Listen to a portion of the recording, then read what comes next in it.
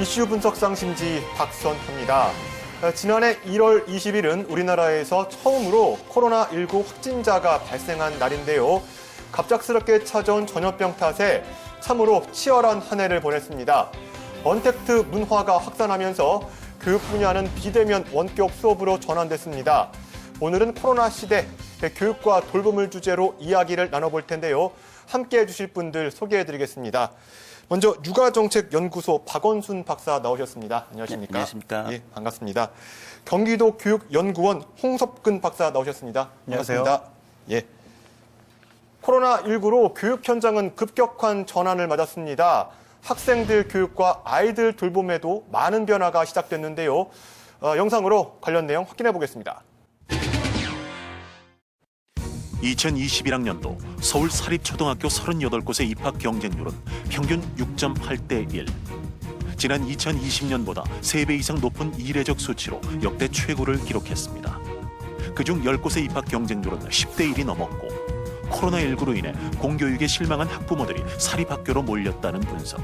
사립학교가 요즘에 등교 중시 중에도 줌수업으로 6교시까지 수업을 하더라고요. 그래서 교과 외에도 영어, 예체능까지도 다양하게 수업을 하다 보니까 그 학교를 제대로 못 보내고 있는 엄마들 입장에서는 사립학교가 더 메리트가 있었던 것 같아요.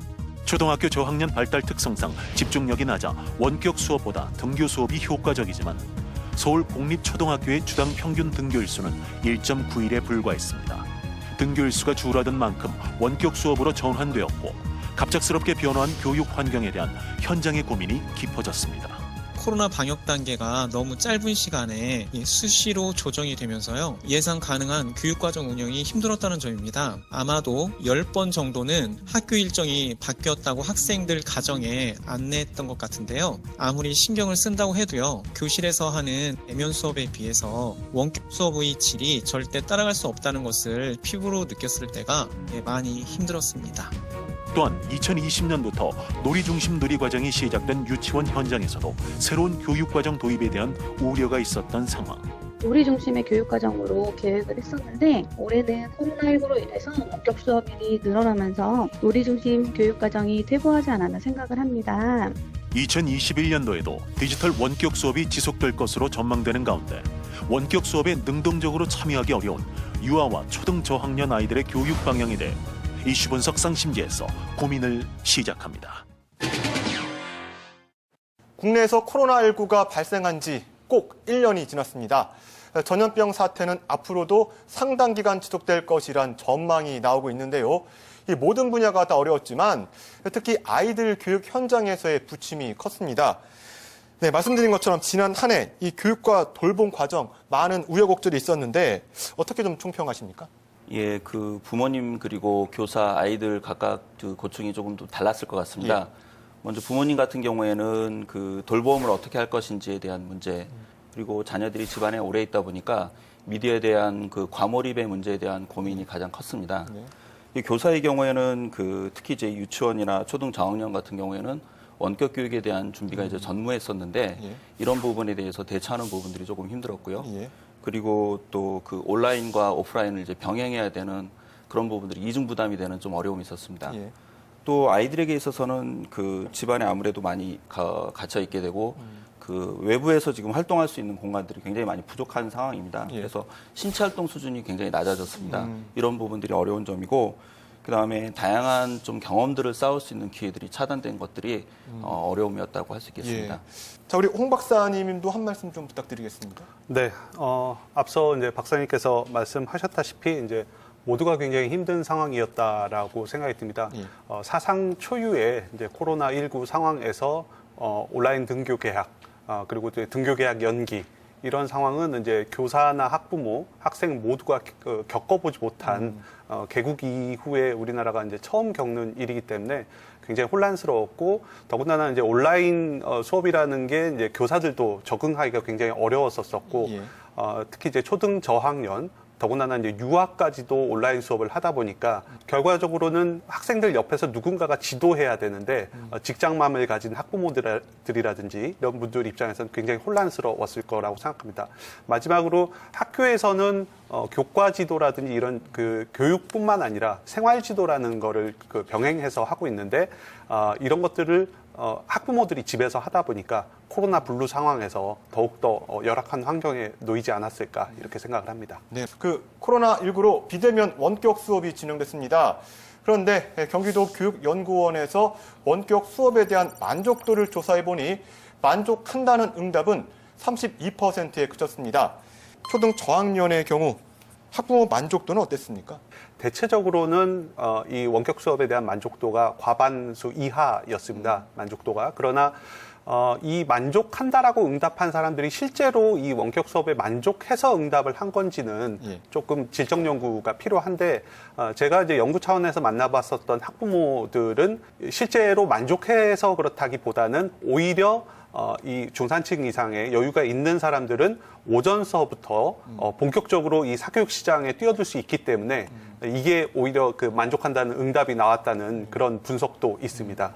그렇다면 이게 부모의 그 소득 수준이 그 어떻게 보면 코로나19 시대에 아이들의 교육 수준에도 좀 영향을 미쳤다고 볼 수 있을까요? 아무래도 그런 공공 부문보다는 사교육 부문이라든지 이런 부분에서 발빠르게 그 움직이는 것을 따라가지 못하는 부분이 있는 것 같습니다. 그래서 일시적으로 이런 부분들에 대한 좀 편차가 발생하는 부분들을 우리가 좀 목격할 수 있었고 이제 향후 이제 이런 부분들에 대한 격차 해소라든지 우리가 관심을 가져야 될 부분이라고 생각을 합니다. 박사님, 이 전염병 상황, 천재지변이라고도 할 수 있잖아요. 유치원이나 어린이집 또는 학교에 나오기 어려운 상황에서 이 원격 수업은 불가피한 선택 중 하나였을 것 같은데, 그런데 이 초등학교 저학년 아이들한테 이 원격 수업 적절한지 사실 궁금합니다. 예, 사실 온라인 형태 혹은 뭐 미디어를 사용한 그런 교육과 그리고 그 실물을 활용한 그런 교육들을 비교했을 때 당연히 두 가지 선택지를 비교한다면 직접 실물을 보고 교육을 하는 것들이 대면 수업 현장이 훨씬 더 우리가 뭐 효과가 있다고 말하는 것은 굳이 뭐 전문가가 아니라도 예견을 할 수 있는 부분인 것 같습니다. 다만 이제 말씀하신 것처럼 지금 어쩔 수 없이 그 감염병으로 인해서 비대면 상황이 지금 강제되고 있는 상황에서 과연 이것을 어떻게 적절히 제한할 것인가를 고민해야 될 시기라고 생각을 하고요. 대면 수업이 굉장히 제한적으로 이루어질 수밖에 없는 상황이라고 한다면 어떻게 우리가 주어진 이런 조건들을 잘 활용할 것인가 그런 부분에 대해서 좀 논점이 좀 바뀌어야 된다 이런 생각이 좀 들고요. 최근 뭐 1, 20년 전부터 디지털 리터러시에 대한 그런 연구들이 많이 있었습니다. 그래서 우리가 이제 시대가 많이 변해서 예전에 책으로만 정보를 받아들이던 것이 이제 영상물을 통해서 굉장히 더 많은 정보들을 받아들이고 있고 변화되는 환경에 아이들이 어떻게 좀 적응할 수 있게 교육이 도와줄 것이냐 그런 부분으로 좀 논의가 건설적으로 바뀌어야 된다라고 생각하고 있습니다. 자, 홍 박사님 이런 경우 있잖아요. 또 원격 수업 중에 예를 들면 뭐 수학이라든지 미술, 체육 이런 정말 면대면 수업이 꼭 필요한 그런 과목도 있을 텐데 한국교육학술원 이 조사 보면 교사의 79%가 학생 간 학습 격차가 커졌다고 답을 했습니다. 초등학교 저학년은 한글을 떼지 못하거나 수학을 어려워하는 아이들이 적지 않다는 건데 이 교사와 학부모 걱정이 사실 크잖아요. 이 문제 어떻게 해결해야 한다고 보세요? 네, 이 교사들의 인식 문제도 그렇게 이제 그 과반수 이상이 그 교육 격차가 벌어지고 있다라고 하지만 학부모들의 설문도 보더라도 유사한 응답이 나오고 있습니다. 그리고 실제적으로 교육 격차가 여러 곳에서 이제 확인이 되고 있는데 이게 교육 격차가 단순한 문제가 아니라 한 10년 정도 후를 바라봤을 때 이게 사회적인 문제가 될 수 있습니다. 어떻게 보면 코로나 세대가 탄생을 한 것이죠. 그 유아라든지 초등학교 저학년은 결정적 시기가 존재합니다. 그래서 초1, 2 이내에 배워야 될 그런 것들, 특히 이제 교과 지도뿐만 아니라 사회성이라든지 어떤 협응력이라든지 그런 관계성에 대해서 배우지 못한다 그러면은 그거를 추후에 배우기가 굉장히 어렵거든요. 그러면 비용이 엄청나게 많이 발생하고 개인적으로도 사회적으로 이게 굉장히 불행한 일이 됩니다. 그런데 지금 2020년에 물론 아까 말씀드렸다시피 사상 초유의 일이긴 하지만 초등학교라든지 유아를 전면 이 온라인 등교 계약을 하지 않았습니까? 근데 고3 같은 경우에는 우리가 이제 전면 등교 계약을 원칙으로 했습니다. 교육부에서.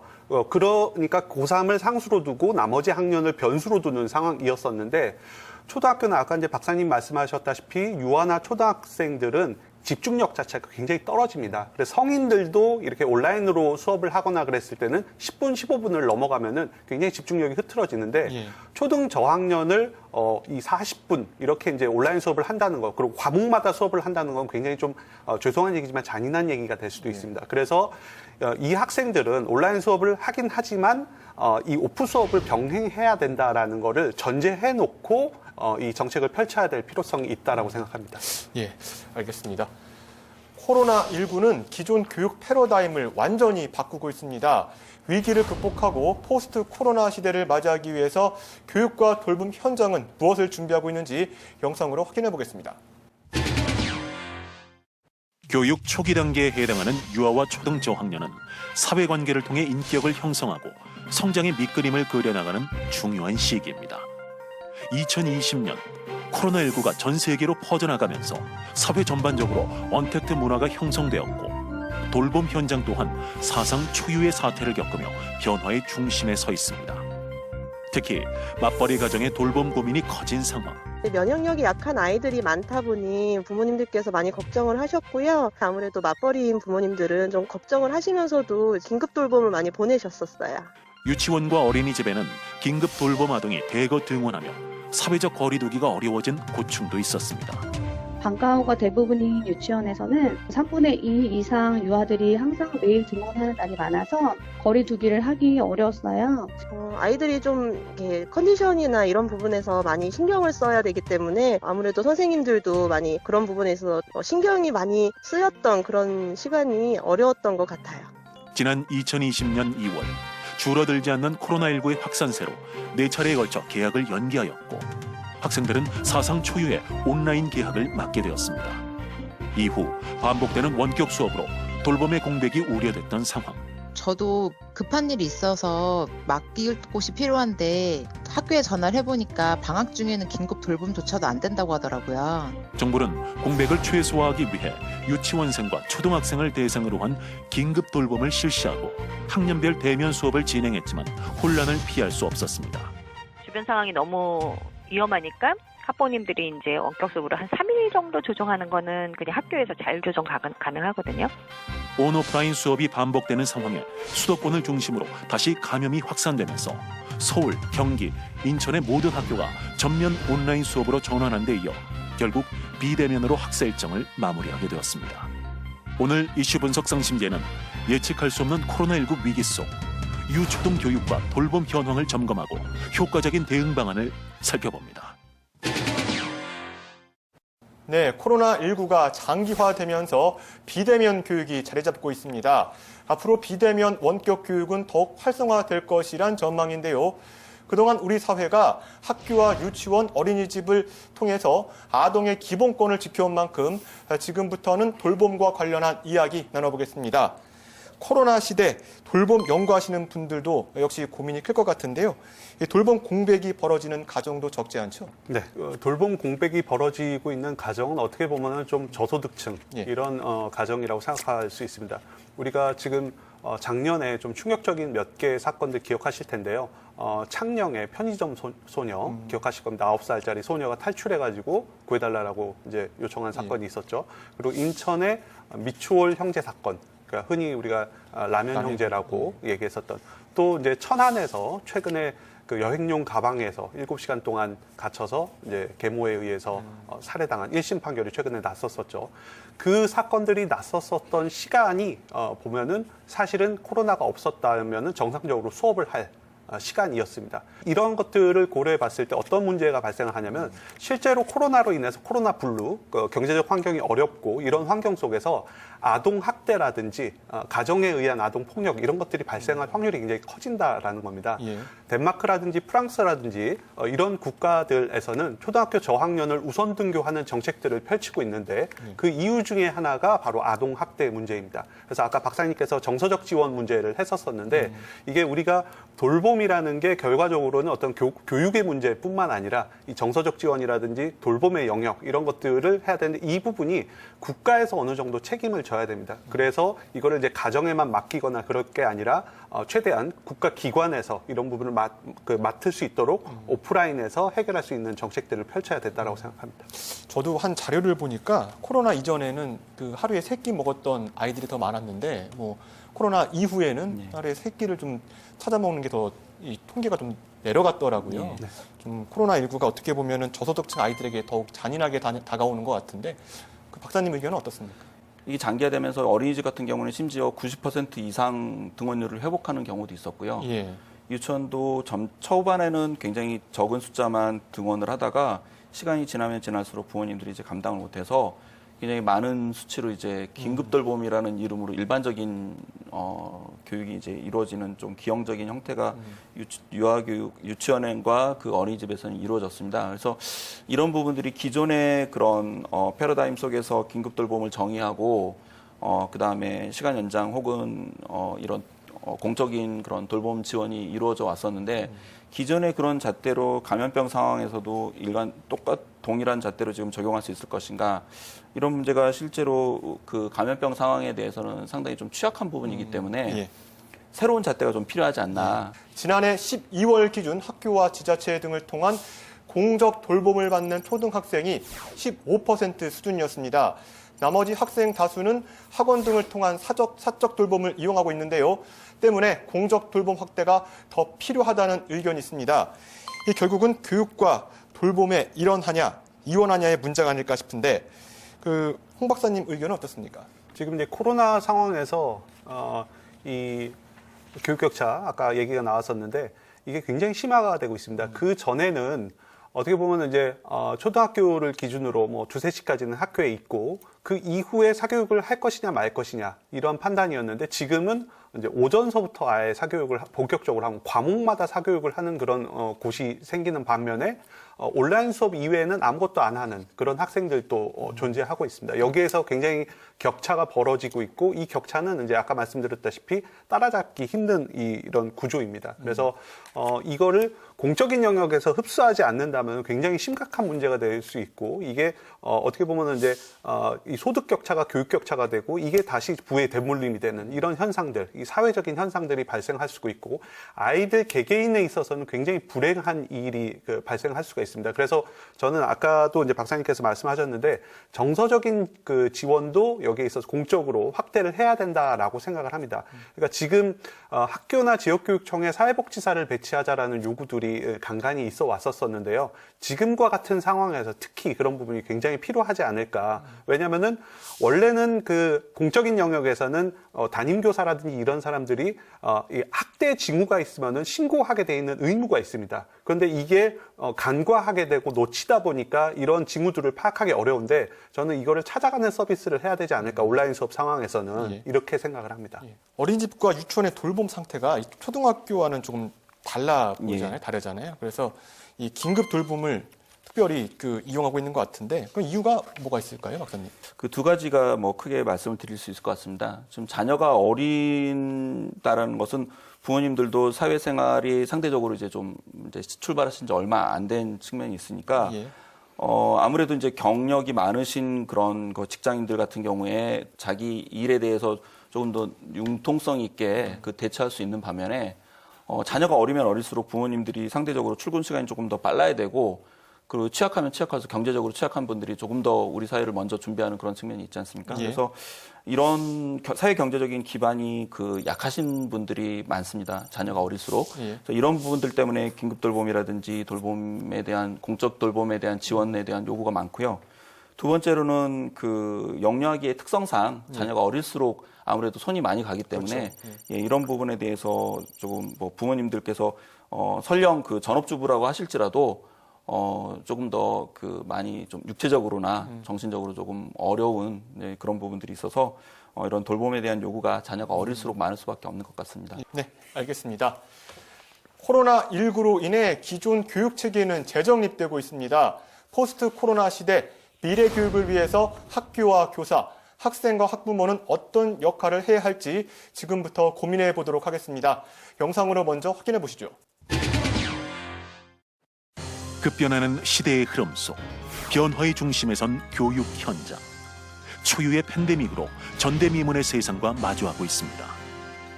대면 수업의 공백을 최소화하기 위해 정부와 학교 현장은 원격 수업 도입부터 온 오프라인 수업 병행, 긴급 돌봄 서비스 등을 시작했고 개별 가정과 지역사회 구성원들도 혁신적인 시도에 적극적으로 참여하며 미래교육 생태계를 새롭게 만들어가고 있습니다. 특히 정부와 지자체는 ICT 기반의 미래교육 환경 조성과 함께 소외 사각지대가 없도록 사회안전망을 강화하고 있는 상황. 3개년의 교육자치계획, 기본계획을 학교마다 만들고 학교마다 만드는 기본계획을 통해서 교육지원청의 기본계획을 만들고 교육지원청의 기본계획을 모아서 교육청의 기본계획을 만드는, 그래서 그야말로 학교로부터 상향식으로 올라가는 그런 교육자치를 만들어보자. 지역 주민들은 아이들의 교육과 돌봄을 위해 자발적으로 나서서 자체 사업을 진행하기도 합니다. 가장 중요했던 이제 아이들 교육과 돌봄에 대한 수요들이 많이 있어서 지역 주민들과 함께 그것을 개선해 가고자 하여서 교회에서도 같은 일원으로, 사회 일원으로서 함께 이런 사업들을 진행하고 있습니다. 수시로 바뀌는 불안한 코로나19 환경에서도 교사와 아이들, 학부모는 협력의 관계를 통해 위기에 맞서고 있습니다.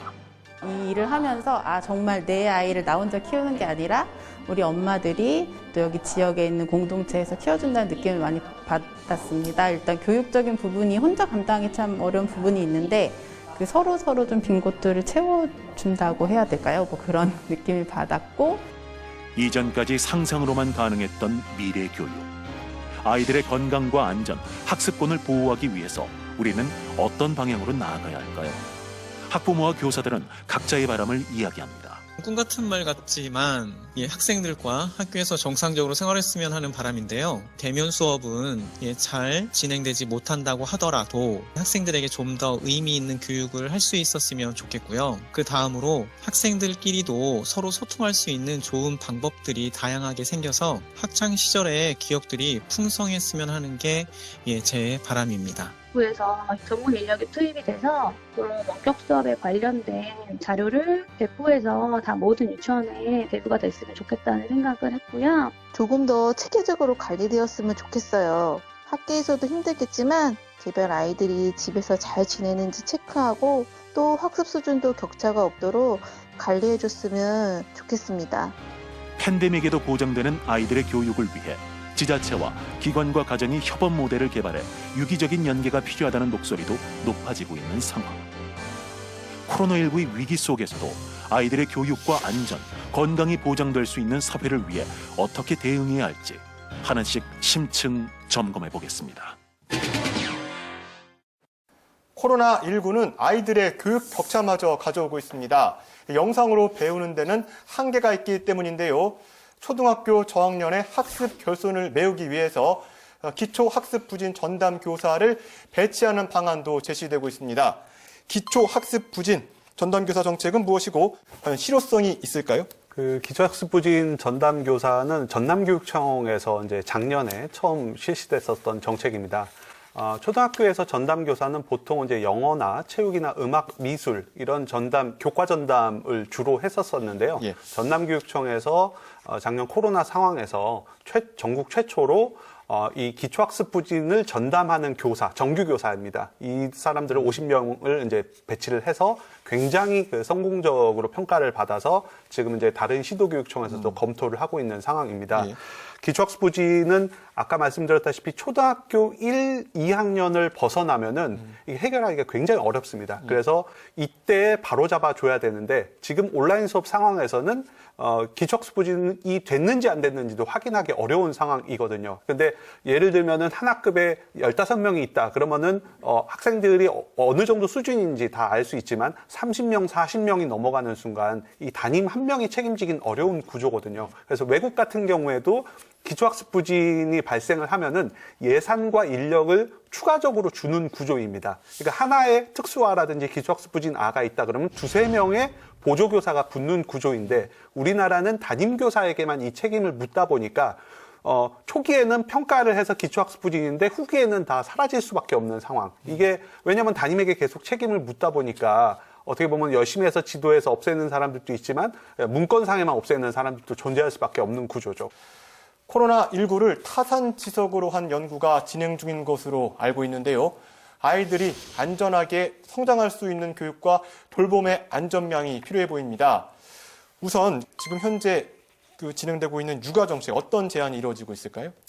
예, 앞서서 말씀드렸던 것처럼 육아라는 게 굉장히 뚝 떨어져서 독립된 게 아니라 다른 사회의 모든 제도와 정책들과 다 관련이 있습니다. 그래서 젊은 부부들이 어린 자녀들을 양육할 수 있도록 그들에게 조금 더 너그러운 좀 노동 조건이 좀 많이 개선이 돼야 되는 것이 좀 선결 과제라는 생각이 들고요.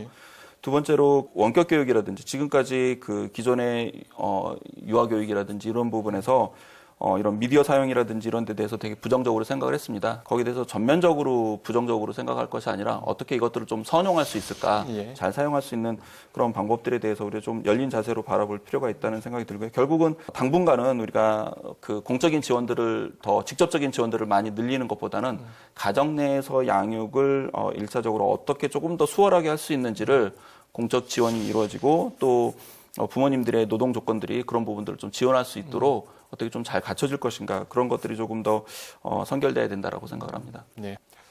어찌됐든 간에 2021년 한 해는 코로나19가 계속 좀 이어질 것이라는 전망이 나오고 있는데요. 이에 따라서 육아 정책 어떤 제안이 필요한지 박사님께서도 말씀 부탁드리겠습니다. 네, 2021년에 지금보다 나아지면 좋겠지만 어떻게 될지는 아무도 모르는 상황입니다. 전문가들도 여기에 대해서 굉장히 이견이 분분하고 다만 2021년도에 코로나와 함께 할 수밖에 없는 상황인 것 같습니다. 이 유아라든지 초등이 특히 이런 환경 속에서 저희가 이제 방역과 교육이라는 두 마리 토끼를 한꺼번에 잡아야 되는데요. 이 앞서 계속 제가 말씀드렸다시피 작년에 고3 같은 경우에는 전면 등교를 원칙으로 하면서 약간 변화하는 정책을 펼쳤었습니다. 근데 저는 유아라든지 초등 저학년 같은 경우에는 이 어느 정도의 전면 등교를 원칙으로 하면서 유연하게 접근할 필요가 있다. 이게 지금 이제 앞서 말씀하셨던 어떤 노동 환경 문제라든지 가정의 돌봄 문제라든지 여러 가지 문제를 해결할 수 있는 상황이다. 이렇게 이제 판단하고 있습니다. 네, 지금까지 코로나 시대 교육과 돌봄에 대해서 이야기 나눠봤습니다. 오늘 자리해 주신 두 분 고맙습니다. 감사합니다. 네. 예상치 못한 전염병 사태가 벌어지면서 교육 현장도 위기가 찾아왔습니다. 미래의 교육을 위해선 획기적인 전환이 시급한 때인데요. 전 세계적으로도 교육 패러다임이 바뀌고 있는 가운데 우리도 선제적인 대응이 필요해 보입니다. 암기 위주의 교육에서 벗어나 창의 융합형 교육으로 미래 인재를 양성해야 할 시기가 도래한 셈입니다. 우리 모두의 전폭적인 지지와 참여가 중요한 시기입니다. 이슈 분석 상심지 박선아였습니다. 저희는 다음 시간에 인사드리겠습니다.